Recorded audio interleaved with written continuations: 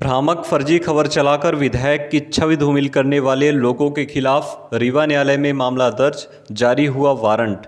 षड्यंत्र रचने, फर्जी व भ्रामक खबर चलाने व भ्रामक प्रचार पोस्ट करने वाले आरोपियों ने कराई जमानत।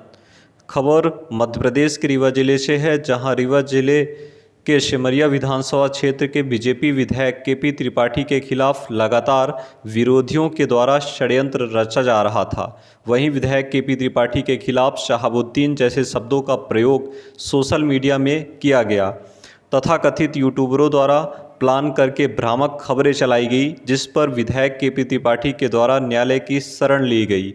रीवा न्यायालय ने आरोपियों के विरुद्ध मानहानि का मुकदमा लगाया तथा कथित यूट्यूबर एवं एक अन्य आरोपी के विरुद्ध वारंट भी जारी किया। हालांकि आरोपियों ने वारंट जारी होने के बाद रीवा न्यायालय से जमानत करवा ली है।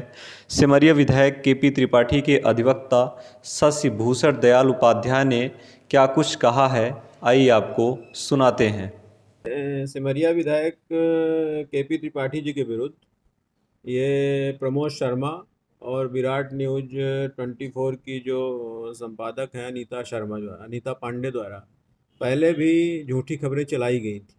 अब वो खबरें, उन खबरों के पीछे कोई एविडेंस नहीं थी, कोई साक्ष्य नहीं थी, और उनको उन खबरों में तरह तरह का भूमाफिया दिखाया गया, अपराध कारित करने वाला दिखाया गया। तो उस पर हमने कोर्ट में एक प्राइवेट कंप्लेंट फाइल किया धारा 501 के अंतर्गत, जिस पर कोर्ट जो भी डॉक्यूमेंट्स जो भी न्यूज इन्होंने चलाई थी वो सब डॉक्यूमेंट्स हमने कोर्ट में प्रस्तुत किए, और कोर्ट ने प्राय फेसी ये माना कि ये जो न्यूज़ चलाई गई है ये सिर्फ सिमरिया विधायक केपी त्रिपाठी जी की प्रतिष्ठा को गिराने के लिए और क्षेत्र में उनकी प्रतिष्ठा को समाप्त करने की चलाई जा रही है।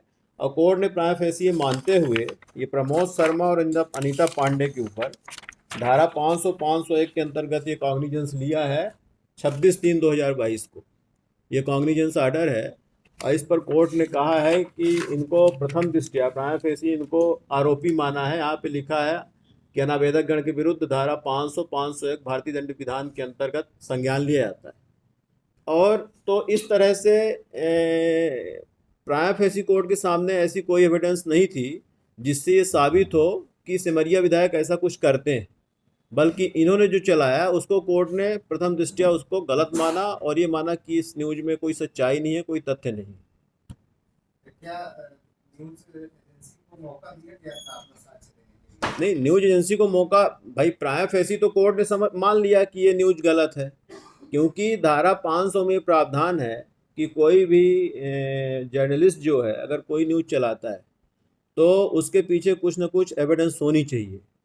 तो जो धारा 500 के जो प्रावधान है उसके अंतर्गत इनकी न्यूज कवर नहीं होती, तो कोर्ट ने मान लिया कि आपने किसी व्यक्ति के रिपुटेशन को हार्म पहुंचाने के लिए ये झूठी खबरें चलाई, तो आप प्रथम दृष्टया इसके अपराधी पाए जाते हैं।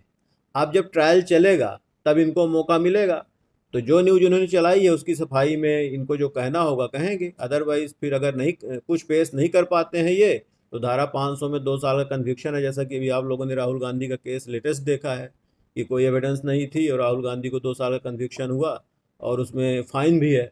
तो अगर इनके पास, तो हमको तो नहीं लगता जिस तरह से इन्होंने न्यूज़ चलाई थी, हमारे पास वो सब प्रिंट आउट भी हैं, हमने सब निकलवाए थे, हमने सब कोर्ट में प्रोड्यूस भी किए हैं कि ये हमने इनको नोटिस भी दिया था।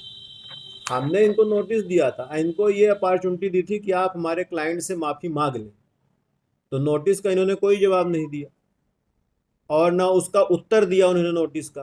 तो ये तो और कोर्ट ने इसको एस्टेब्लिश मान लिया कि जब इन्होंने नोटिस का कोई उत्तर नहीं दिया, कोई खंडन नहीं किया कि हाँ हमने जो न्यूज़ चलाई है वो सही है, तो हमने कोर्ट के सामने जो भी डॉक्यूमेंट पेश किए उन सब पर कोर्ट ने ये कॉग्निजेंस लिया। जैसे इस तरह की न्यूज़ चलाई गई, रीवा के शहाबुद्दीन की कहानी सिमरिया के मतदाताओं की जुबानी, तो इतने बड़े अपराधी से एक आप लोकप्रिय जनप्रतिनिधि की तुलना कर रहे हो, इसके पीछे आपके पास तथ्य क्या है? इन सब चीज़ों को कोर्ट ने गलत माना है, और इस पर कोर्ट ने जो है वो प्रथम दृष्टया इनको अपराधी मान लिया है और इनके खिलाफ जो है वो वारंट जारी हो चुके हैं।